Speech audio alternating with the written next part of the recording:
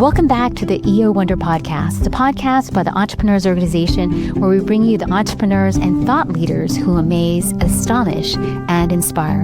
I'm Kalika Yap, your host, here to tell you today's conversation is one that every entrepreneur needs to hear right now, because we're living in the middle of an AI revolution, and most of us are doing it wrong. Not because we're not smart, not because we're not trying, but because nobody has given us the right framework. That changes today. My guest is Bones Ijeoma, and yes, he's a fellow EO Los Angeles member, so this one feels really, really special for me. Bones is the founder of AllSafe Intelligence, an AI consulting firm that helps small and mid-sized businesses stop drowning in manual processes and start running on automated intelligence. 25 years in tech, Accenture, DreamWorks, UCLA Medical Center, Marriott, over 100 organizations guided through digital transformation. An MBA from USC, a computer engineering degree from CSU Long Beach, and a front row seat to what separates the businesses that thrive with AI from the ones that just bolted on and wonder why nothing changed.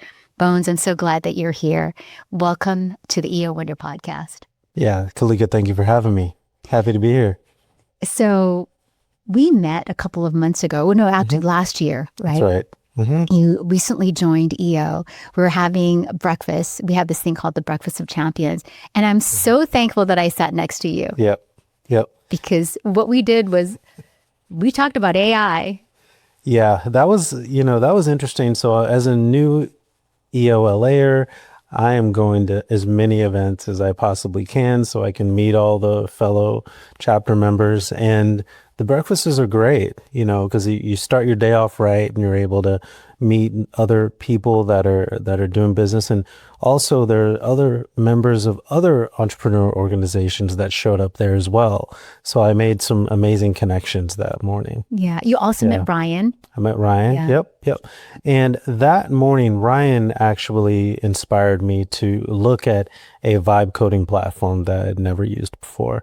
So my background is in development. So I was doing programming and basic languages, Java and C++. And really, when I went from a programmer to a consultant, that consultant world is completely different, where you're technical, but you're really focusing on business outcomes. And so talking to Ryan, he said, hey, I built an app for my company and this platform. And I was super curious and went in and immediately developed the website in 3 hours from start to finish, from script all the way to launching the website. It was amazing. Yeah. And I think that's the moment where I could really see the true power of how the world is going to change overall. Yeah, we had this triangle conversation. And then from there, I think we brought in Trevor and we actually started this AI Ninjas individual WhatsApp group, because we were just really fascinated about the possibilities. So when did you first start getting into AI? And when did you see that AI was going to be really important to entrepreneurship?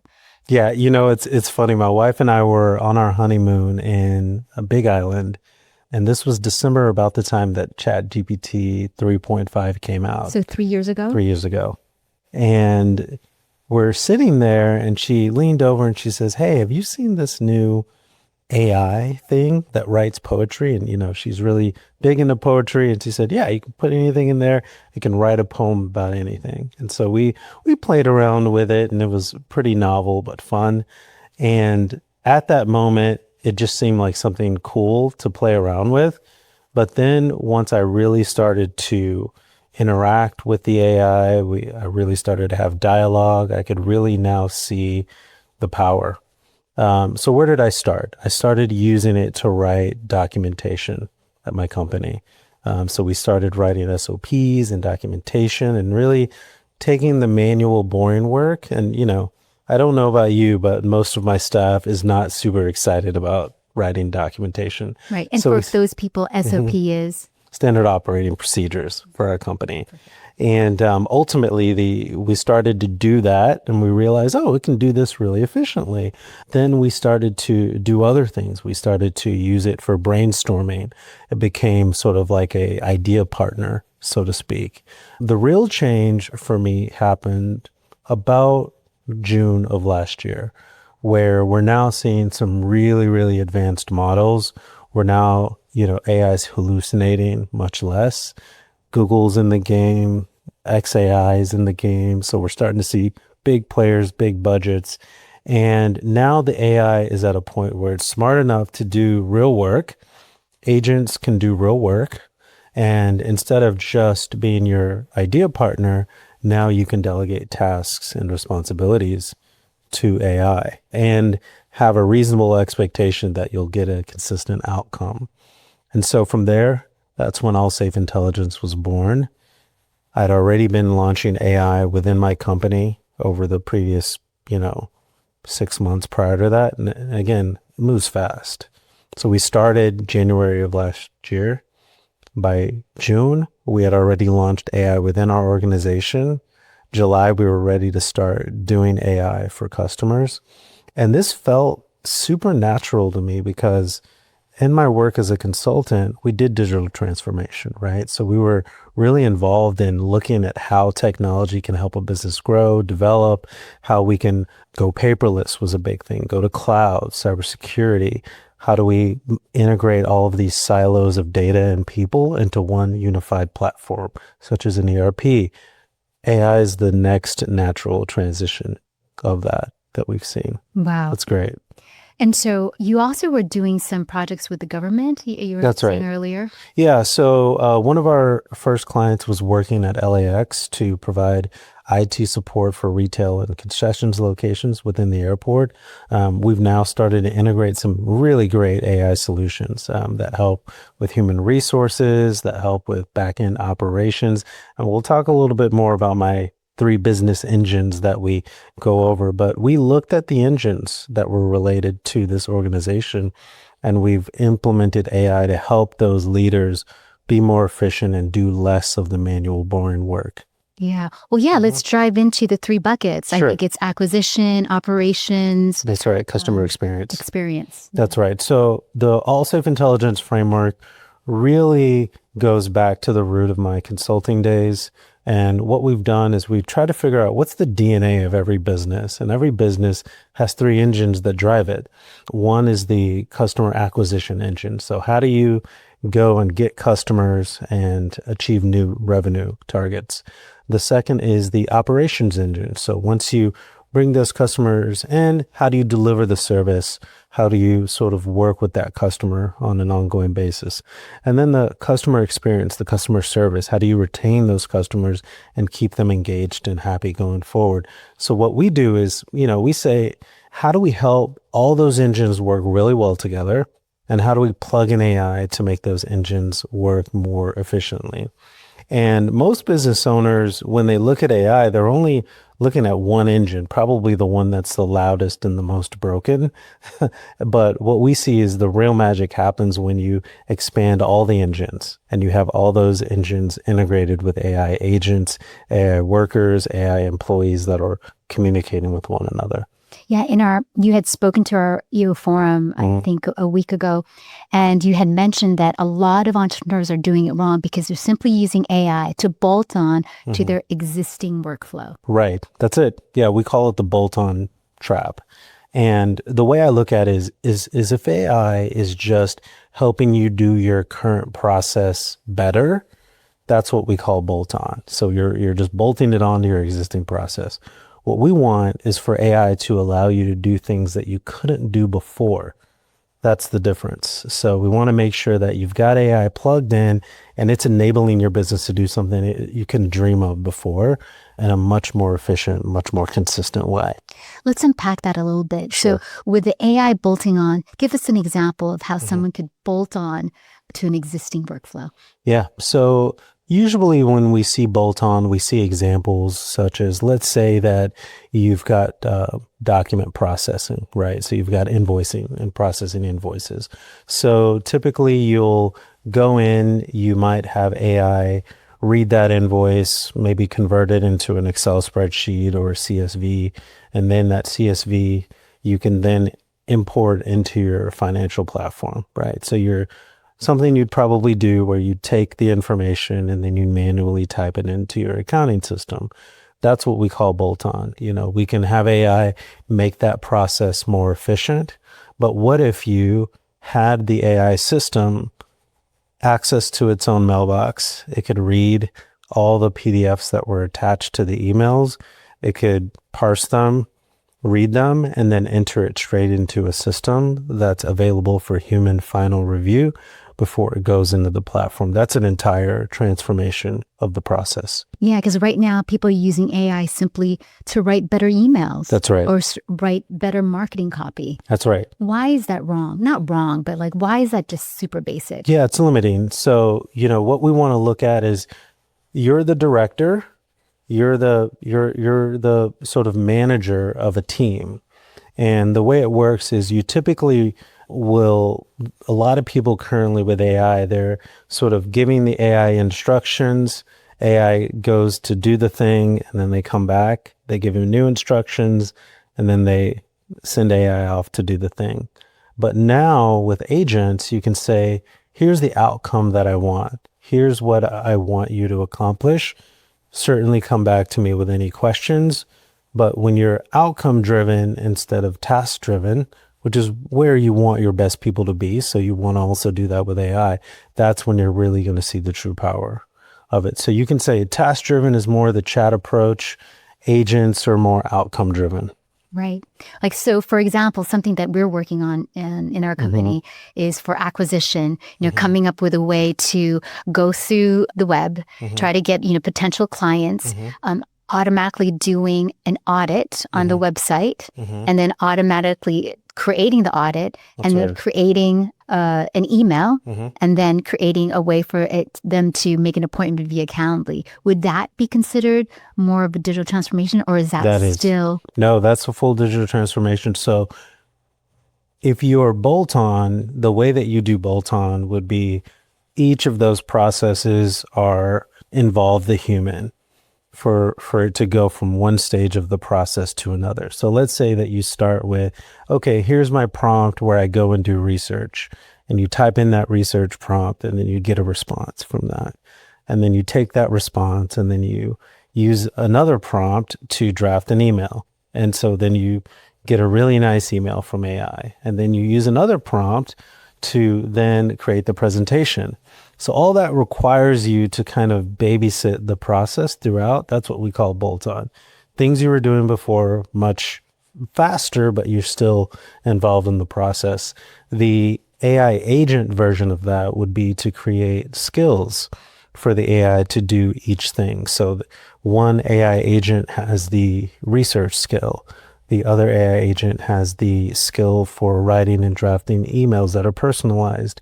Another AI agent for doing presentations in your template in the way that you want the customer to see.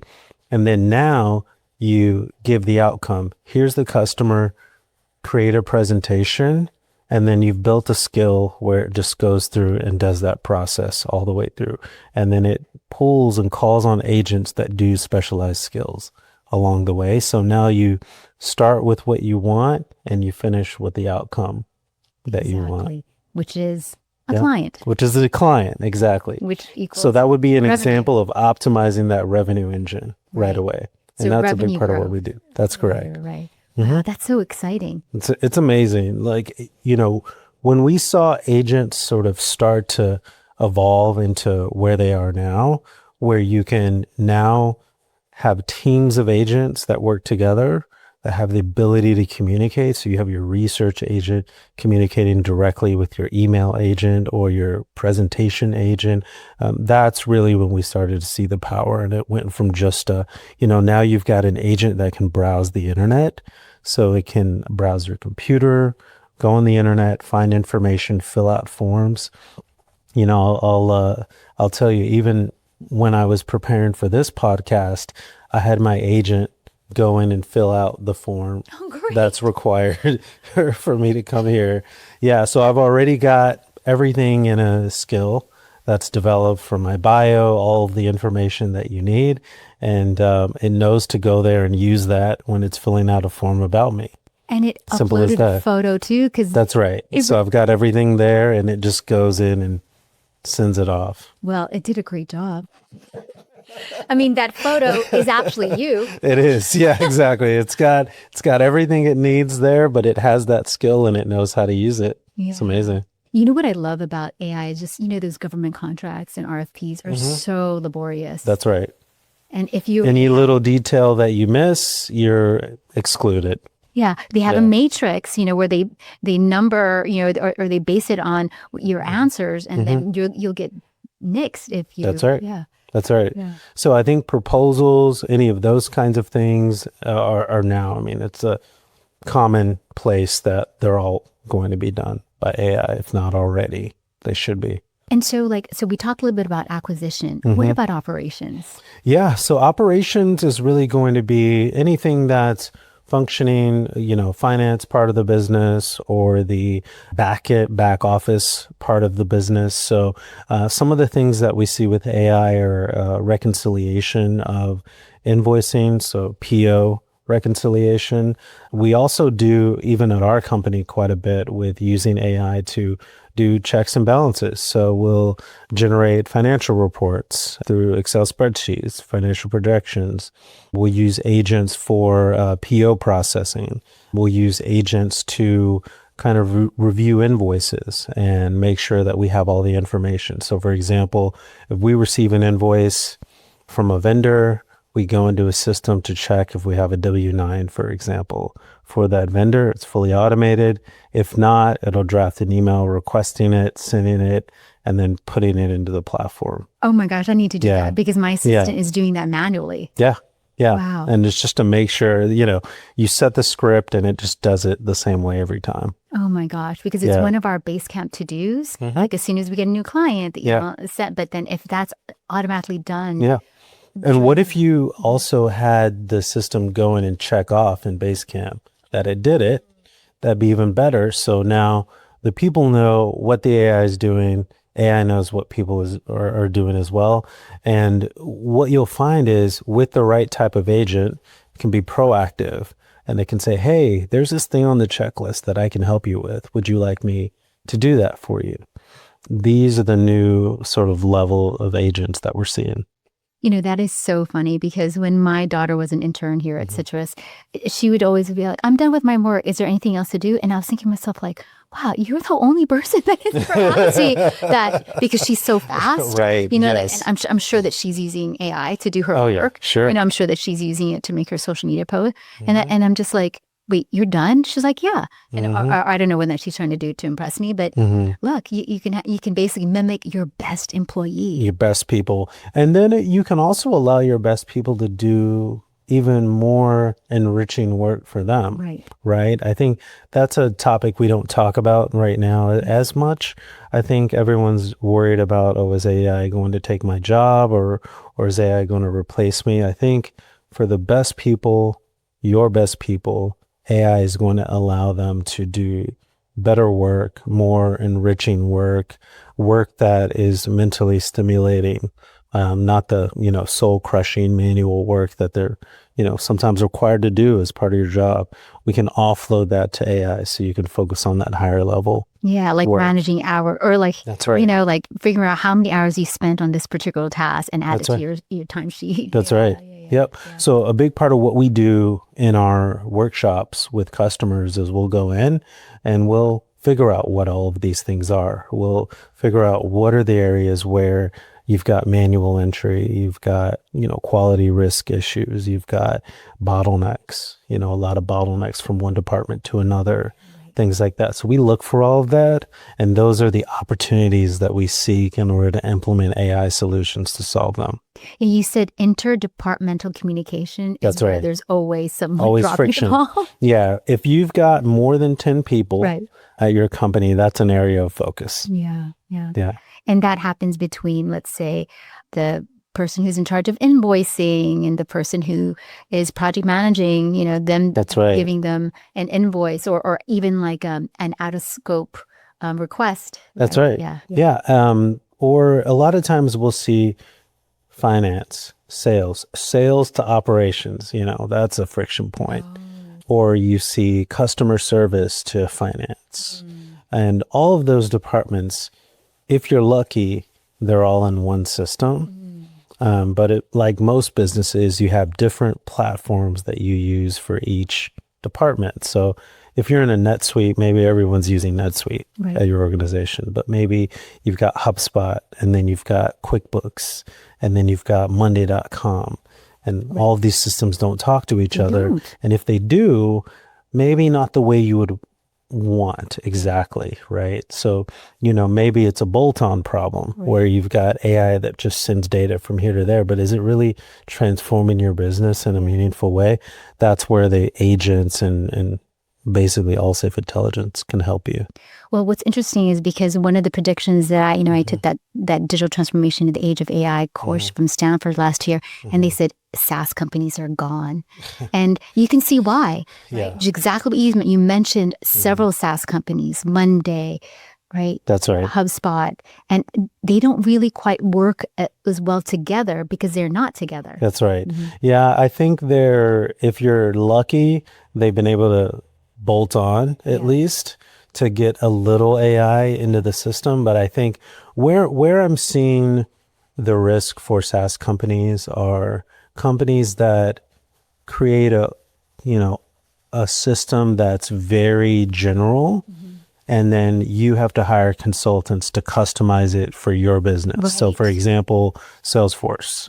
A lot of companies go to Salesforce for sales transformation, and they need to sort of tweak it and hire consultants to go in and customize that platform.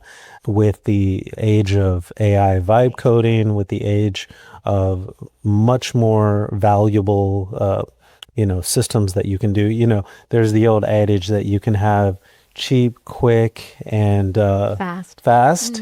You have to pick two, but you can't have all three. Now you can have all three. You can have all three. Because cheap because it can be cheap and fast and good. Yeah. You're absolutely right. So this is the new sort of era that we're moving into, where I think these kinds of SaaS companies, their model was based on their user model. And that user model was the value model based on the number of people that are using the app. But what happens when that person is an AI agent? Or what happens when that person is not a person, basically? It kind of distorts the entire business model. And someone with some skill can go in and code an entire app and move forward. Let's talk about deliverability. Sure. Yeah, deliverability in terms of customer experience. Oh yes, the customer experience. So this is where we see some great solutions. So I mean, these have been around for a while. You've probably seen voice agents where you call in and maybe you're speaking to an AI agent that has access to a certain knowledge base on the back end. But one thing that we're seeing more of is companies that are using voice agents for their HR department. So if someone has a question about a HR policy or something like that, typically you would speak to a person. Now you can have an AI agent that will have an entire knowledge base that's fixed, answering those questions for someone quickly. And so we've done that before. It was so interesting because, Amanda, who's, in my forum, was talking about how, she was looking for, some help with HR. And I was just like, well, what if you just created a custom GPT, put in your handbook? And so instead of you hiring someone in charge of HR and asking, when is my bereavement leave? And am I getting paid for how many days? Yeah. The It's a custom great GPT idea. just does it for you, right? That's right. Right, because a lot of time interdepartmental communication. That's right. It's interdepartmental communication. Yeah. So, I mean, that's a great idea, and that's what we call the transformation piece, right? So AI going in, helping with that customer experience. Your customers want faster answers. They want immediate answers. I had the best experience. So I have an 8-sleep mattress pad at home. And super, super good. I can't live without it. Bougie. And it's the best. I'm not gonna plug them here on your podcast, but it's amazing. And I had an issue and it broke, and I sent an email to customer support, and I got an email back within 20 seconds, immediately. Sent it, got an email back with the relevant email that was relevant to my issue. What was and it wasn't cooling at night. So it wasn't cooling. So there was some kind of blockage. So they said, take a photo. So I took a photo. I sent it in. 45 seconds, I got an answer that was super relevant to my problem, right? Obviously, this is AI that's reading and responding to these emails. But from my perspective, from a customer experience, that was one of the best experiences I've had with reaching out to customer service. Waiting, That's that right. little That's right. hourglass waiting. That's right. Agent is not on yet, right? Exactly. Yeah. Or a day later, or, some reply that's like, did you turn it on and off again? Just things that aren't relevant. Right. So this was an amazing experience for me. And I think that's the age of AI customer experience delivery, where it's more rapid, it's more relevant, it's personalized. And so we're implementing solutions like voice that's super relevant, email that's super relevant. So when you send an email with communications, you have an AI that's able to read it. And not just we're doing a lot of it for inbound, really.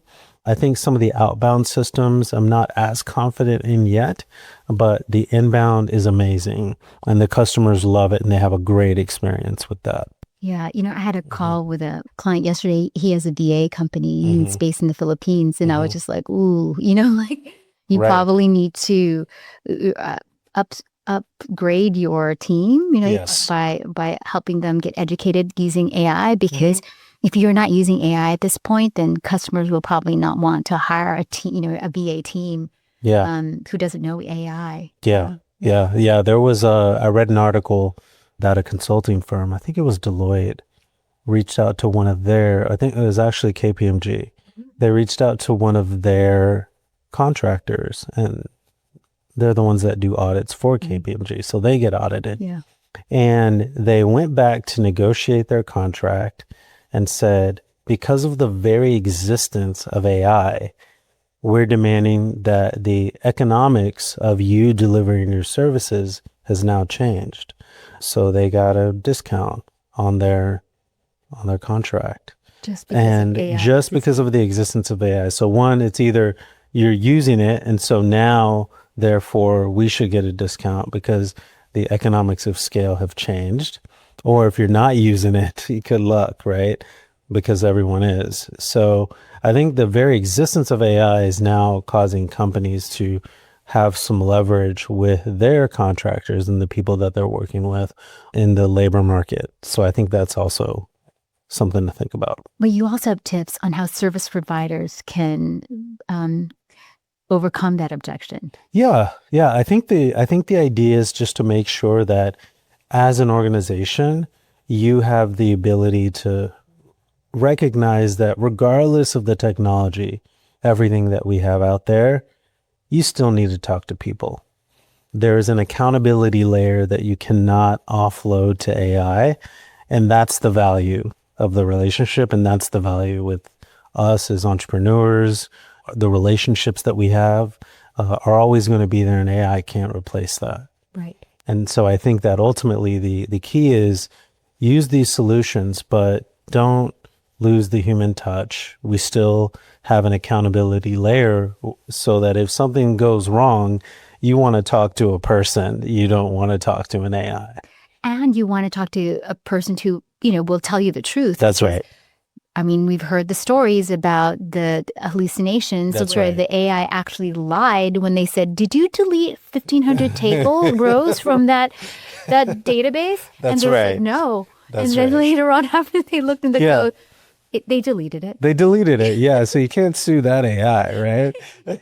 So it's one of those things where there needs to be an accountability layer. There is an accountability layer, and that's our value.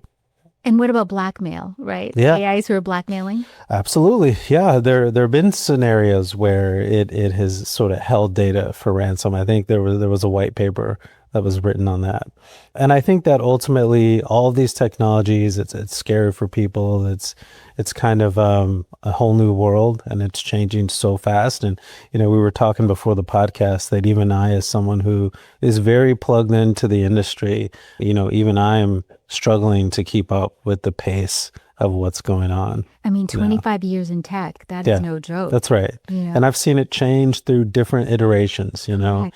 early forms of AI that was very algorithmic based to now true LLM technology. And, as we were moving into the AGI phase of it as well.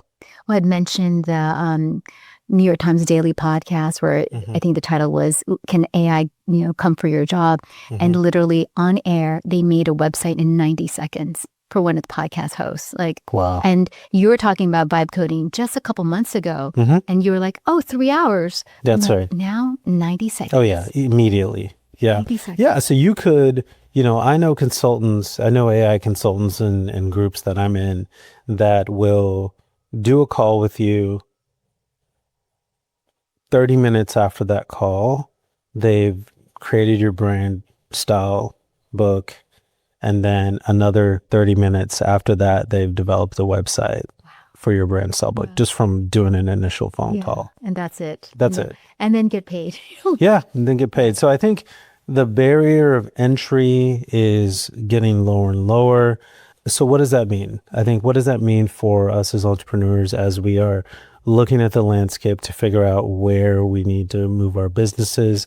I think that everyone needs to focus on how does AI truly impact my business? I think there are some, people in the legal industry, the entertainment industry, as we talked about earlier. Yeah. You have to embrace it.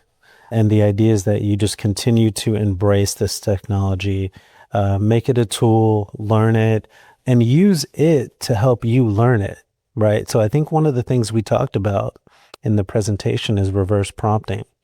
And so the idea that you have AI ask you questions, and then with those questions, now you can start to have a dialogue that can help it make you better at whatever you're doing. So one of the things as CEO or entrepreneurs, you can use it as your board of directors to help give you advice on various things that you're trying to do with your company.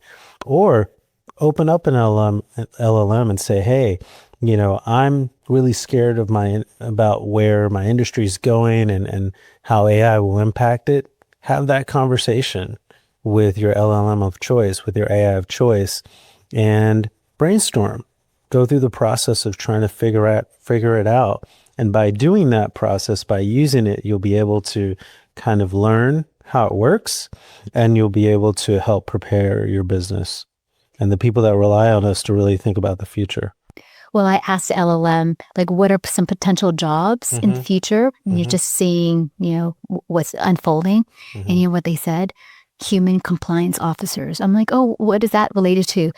To actually be there to see if an event actually happened. Oh, interesting. Isn't that interesting? An event actually happened. Because everything can be, AIized. Yeah, that's true. On video, just like that. What's real? What's not real? Right. Yeah, how do you know? The Tom Cruise, Brad Pitt. That's right. 15-second fight video, which looks so real, didn't happen. So you can say that this conference at Davos actually really happened, right? Yeah. Interesting. It's I think it's going to create new jobs, right? We don't have that now. No. So I think it's going to create new jobs. It'll create new opportunities in the future. Yeah. How are you as someone in the creative marketing space thinking about AI and your own transformation? Well, for me, I really need to learn the tools. So when I was doing the studying the internet, I started teaching about the internet because it helped me. So first learning the tools and teaching it. But so Tanya wants to take one of my, digital twin classes. And I'm just like, I'm trying to write the curriculum, but literally, and Kling 2.6 is now Kling 3.0. Now there's Kling 0.01. I have to learn it. It's obsolete. It's already obsolete before it's out. And this was last month. We were talking about I'm ready to do my little digital twin workshop. And she's just like, okay, well, just let me know when it's ready. I'm just like, I don't know. When can it be ready? Yeah. So I'm learning a lot of tools. Yeah. And this is a great opportunity to implement agents in the process, because I think that, the old way of taking, I'm going to build this curriculum, right, based on this specific tool. But now we have AI that can browse the internet and control your web browser, Right. I don't think you have to do that manually anymore.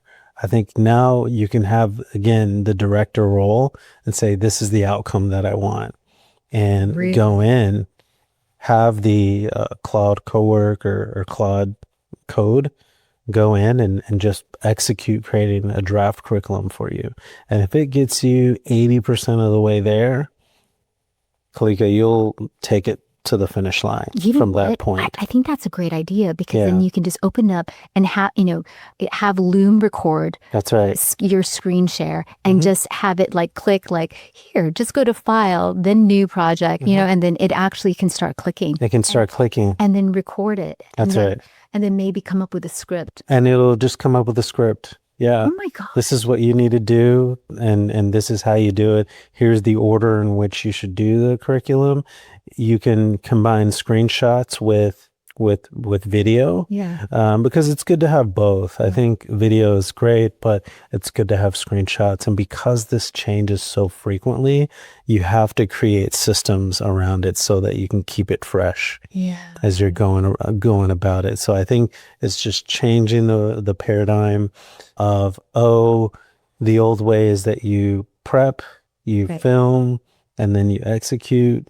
Now the new way is you say, hey, I want to create an ongoing curriculum that is always fresh, and I want it to update with all the new versions of this tool, and give me a game plan for how to execute that, and ask me any questions for anything that you need clarity. That and is then it will so do amazing. that. Yeah. Because there's that one company, Synthesia, Yeah. who does training videos. That's right. And they update it for you. That's right. Yeah. You're right. Yeah. Like, it's never going to be outdated. It's never going to be outdated, and you just keep it going. And what I love about Synesthesia is you can have two people, kind of like teacher student, and have that dynamic of the teacher student with another screen that shows all the different areas as well. So it's a really creative platform, and I think just looking at it the way of director is really the way forward. So what skills do you think that young people need in order to succeed in this digital age? Yeah, that's a very interesting philosophical question. I think that we are going away from the knowledge economy. What does that mean? So that is the economy where what you know is your value, because AI knows everything, right? So what you know no longer is the value. It's the skills economy, where the skills that you have are going to be worth more going forward. And so, some examples of that, I've heard people say, craftspeople, tradespeople, like those kinds of traditional industries, electricians, those kinds of industries where, people would move away from those and go into law or become doctors. Like, that's going to change, right? Yeah. The dynamics are going to change in a really interesting way. So I think skills are important. The other thing is just openness to this technology. I think the resistance, like the irrational resistance to AI, is a big thing that I see out there. Yeah. I know people, some of my colleagues that are just refuse to use AI in some ways. And so we are an AI forward approach. All my friends that I'm speaking with regularly, I can't stop talking about it. I'm telling them that they've got to really focus on, don't be scared of the tech, learn it. It's just another tool. And ultimately, be ready that whatever you learn now, it might change in 6 months. Yeah. And I think that's really what's scary for people. Maybe you invest 30, 40 years in learning a specific thing, and now suddenly all that can change within a year, overnight. And I think that's scary for people. Yeah. So rather than collecting, MDs, JDs, That's right. MBAs, Knowledge. right? Knowledge. Yeah. You're actually, collecting the real skills, maybe, with your Yeah. actual hands. That's right. The human That's right. touch. So vibe coding skills. Yeah. Skills to be able to have ideas, how you want to execute them. Yeah. how it has a real world impact. Yeah. Communicating with LLMs in a way that will bring the best out of them. These are new skills that we didn't really have 5 years ago that we're now just starting to learn and develop. So I think just being open to learning, having that as a core value as a person in your businesses, that's key. Yeah. I heard an interview with the CEO of NVIDIA, and they asked him, like, who's the smartest person? He was just like, I don't know who the smartest person is. But what he did say was someone potentially who could look around the corner, someone who could actually have the intuition to see like what's next, because that actually is not in the LLM right That's now. right. Right? That's right. The trend that you're seeing. Yeah, absolutely. Yeah, the looking ahead. And I think no one knows your business better than you, right? So as entrepreneurs, you know your business. Right. And if you've got a tool that can help you take your business to the future and to be able to see around that corner, I think that's really the key. To success. And knowing what type of business you're in, right? You're not in the horse and buggy business. That's you're right. in the transportation business. That's right. Yeah. That's right. And so how can you make that transportation business better utilizing some of these tools, right? Right. Yeah. I mean, so exciting. So what else do you see like around the corner? Do you see anything that's worrisome or exciting? Yeah, I think the one of the big things that we're seeing now is agents. So you probably heard the news about OpenClaw or CloudBot, or it's Moltbot. It's changed a few names, but essentially what it is a agent that you can communicate with using a chat system, Telegram, WhatsApp, and that agent can do things, and it can do all sorts of things. So it can schedule meetings for you. It can do research. It can be proactive and say, hey, what can I help you with today? So I've got one set up. It's great. I use it to schedule meetings. I use it to, for example, I was driving here to this podcast. I have it put my drive time into my calendar so that no one schedules another meeting while I'm on the road. So it'll look at my office address, look at your address, and figure out what the drive time is using an API. I'm doing that manually. Yeah. So I've got my AI agent that's doing that for me now. I think that's the really, really fascinating. Like, this is true agentic, action-based AI that we're seeing right now. So coincidentally, the founder was hired by OpenAI last week. Really? Yeah. So it was an open source project. He just made it. It was a side project. Yeah. And it was acquired by OpenAI. Wow. Just last week he was hired just like that. Just for that. Yep. Yeah. And we're also seeing it with Manus. Facebook has another version of that. It's called Manus and does the same sort of thing. It's an AI agent system, AI assistant. Wow. Is what we're calling it now. So the AI assistant can do scheduling of meetings. Now, as I'm saying all of this, obviously you need a background in cybersecurity. You need a background in making sure that these systems are set up the right way. Right. You're going to hear horror stories about, systems getting hacked and just bad things happening. Bad actors are there. So hire a professional. Yeah. Make sure that you've got someone that you can trust to set these systems up the right way. Because I'm seeing these AI platforms have access to your data. Correct. So you want to make sure that you're doing the best thing that you can to prevent prompt injection or any other type of cyber attacks to these systems. Well, it's so interesting you're mentioning when I hired my assistant, I don't know, like 16 years ago, she had told me that there was an EU event on a Thursday, but it was actually like on a Friday. And so I drove like an hour and a half from Palisades to West Hollywood on the wrong day. And I was just like, and I couldn't like get mad at her because she was like very new, but that could have been really avoided. Yeah, it could have been. I mean, it's one of those things where when you start this OpenClaw system, like you need to sort of brain dump all your preferences. So like, don't like meetings on Mondays. Give me a 15-minute block between my meetings. So all the things that you would tell your assistant, you just sort of brain dump into that system in the beginning. And then from there, it remembers it. So it has a memory. And it will sort of run scheduled loops. So it can say, check my email every 30 minutes. And if someone needs to schedule a meeting with me, help me schedule it. It can do that at a certain interval. So I think that's the future. This is only a few weeks old. Okay.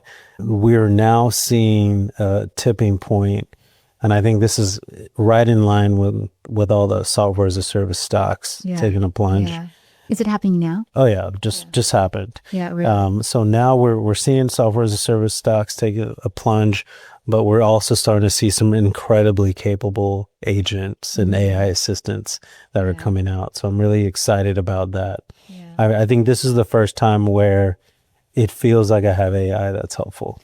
Other than just, of course we're building really sophisticated business systems, but this is the first AI that I feel is helpful for me on a personal level. Like your personal AI.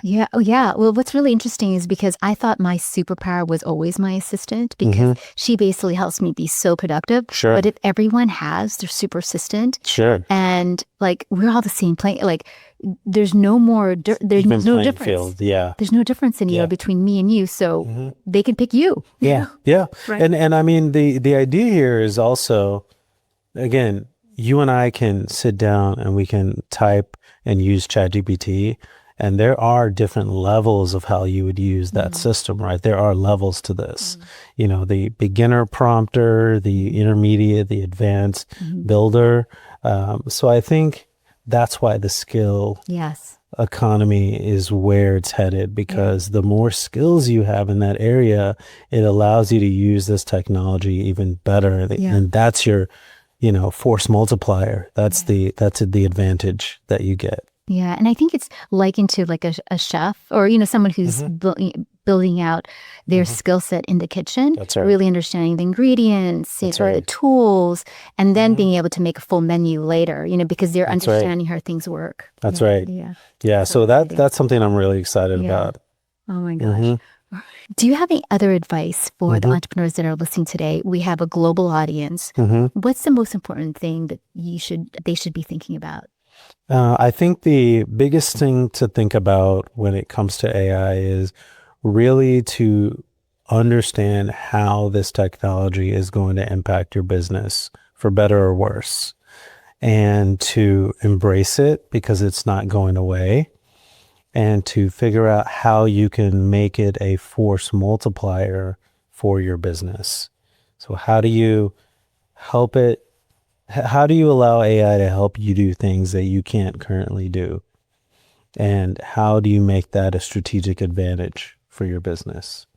And if you see that AI is going to, really impact your business in a negative way. So for example, I have a lot of friends that are software developers, and I understand the fear here is that you can't just, you can't, AI can build it good and faster and cheaper than you. So I think the idea is now, okay, so if we can churn out apps really fast and really cheap, start building the apps. And look at what happened to the guy with OpenClaw. I mean, he had a side project that turned into $1 billion bet. So I think that really figure out how do you sort of take your skills in this new world. I think I read something that now Anthropic AI writes most of its code. Right. So I feel like, okay, this is real. And I think that ultimately we need to make sure that everyone is starting to prepare their businesses for the new future. And I know it's, again, even for me, it's something that, we have our AI business, but we also have our cybersecurity business as well. And, we're trying to figure out how do we help more small businesses implement AI solutions, but do it in a secure way? And how do we help businesses that are going to now experience much faster and much more sophisticated cyber attacks. So we're talking, voice phishing. So if we can emulate your voice, Right. and use that to have, to have a conversation, call someone and pretend to be you and say something different, that's a real problem. And how about teams that work remote? There's all these sorts of cyber risks that are now starting to emerge. I think 5 months ago, we saw the first cyber attack that was mostly orchestrated by AI. Was fully. Yeah. Wow. Mostly orchestrated by AI. Wow. And so it's getting more dangerous. Yeah. And one, you need to have a professional to help protect you from that. Yeah. But two, it's time to start thinking about how to transform your business. Yeah. And also be aware, because a lot of times people don't know what they don't know. So That's they right. have to hire someone like you. That's right. Yeah. That's right. So if they want to reach out to you, Mhm. how can they get in touch with you? Yeah, so you can find me on the internet, of course, at allsafeintelligence.com. Also, I'm on LinkedIn, Bones Ijeoma. And you can find me there. My DMs are open, so send me a message. I think we all need your help. Yeah, thank you. Thank you so much for being part of the conversation. And then I probably will have to bring you here in another 6 months because That's right. everything has Everything's changed. going to change by then. Yeah. In 6 months, I think the AI assistant world is going to be huge. I can't wait to come back and talk about that. I think that's the thing that I'm most excited about now. Yeah, everyone needs an assistant. Everyone needs an assistant. Like Yeah. until you have an AI assistant, you have no idea how great that is. Always on time, always working 24/7. And no workers' comp. No workers' comp. Yeah, it's great. Very grateful. Yeah. $7 an hour. That's right. That's right. Awesome. Yeah, Thank great. you so much, Bones. It was such a joy being with you. Yeah, likewise. Thanks for having me. Yeah.